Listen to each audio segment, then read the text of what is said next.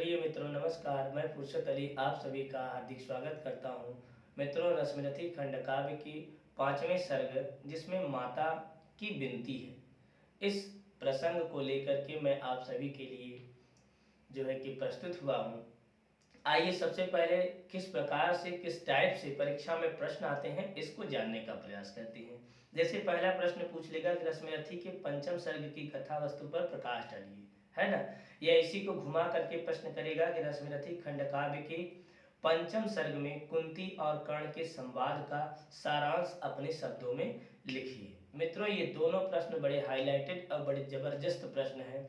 अब वो समय आ गया है कि आप उत्तर कम प्रश्न ज़्यादा याद करें तो आपके लिए ज़्यादा फायदेमंद होगा।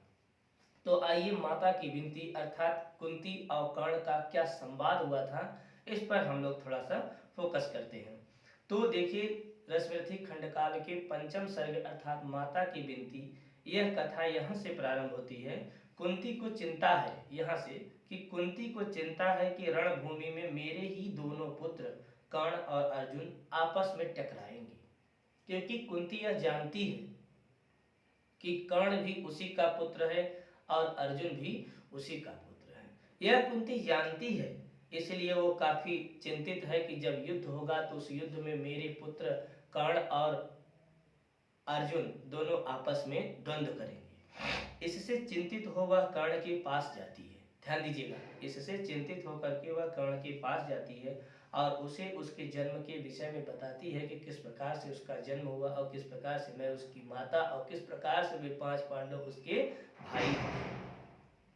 कुंती कर्ण कुंती की बातें, ध्यान दीजिएगा, कर्ण कुंती की बातें सुनकर भी दुर्योधन का साथ छोड़ने के लिए तैयार नहीं होता, किंतु अर्जुन को छोड़कर अन्य किसी पांडव को न मारने का वह कुंती को वचन देता है। तमाम प्रकार की जब बातें होती हैं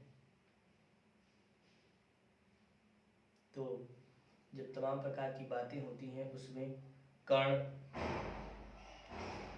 हाँ मित्रों, कर्ण कुंती की बातें सुनकर भी दुर्योधन का साथ छोड़ने के लिए तैयार नहीं होता, किंतु अर्जुन को छोड़कर अन्य किसी पांडव को न मारने का वचन कुंती को देता है।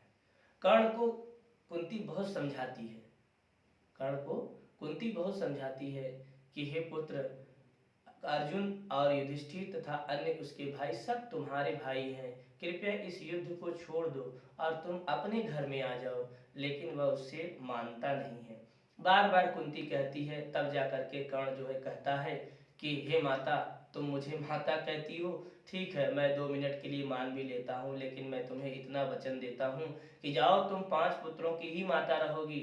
अभी तो 6 हैं तुम्हारी तरफ से, लेकिन 5 ही पुत्रों की तुम माता रहोगी। यह जब युद्ध होगा, इस कुरुक्षेत्र भूमि की भूमि पर जब युद्ध होगा तो इसमें मेरा और अर्जुन का जब द्वंद्व होगा तो उसमें से किसी एक को तो वीरगति प्राप्ति करनी ही होगी। युद्ध में अगर अर्जुन मरेगा तब पर भी तुम 5 पांडवों की माता कही जाओगी, और युद्ध में अगर मैं वीरगति को प्राप्त होऊंगा तब पर भी तुम 5 पुत्रों की माता कही जाओगी। इतना जब कहते हैं, इतना कह करके वह वचन दे देता है कि मैं अर्जुन को छोड़कर तुम्हारे किसी भी पुत्र को मारूंगा नहीं।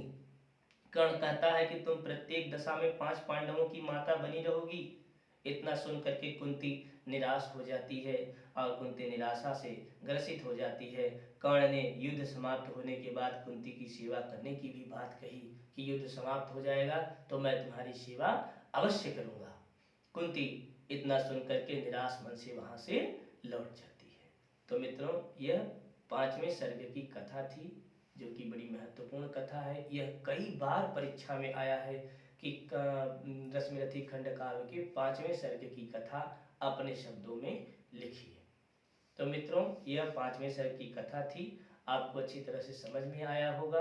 आप लोग इसको खूब बढ़िया से लिखिए, इसका नोट्स बनाइए, मनन कीजिए, चिंतन कीजिए, तब तक कीजिए जब तक परीक्षा बीत न जाए।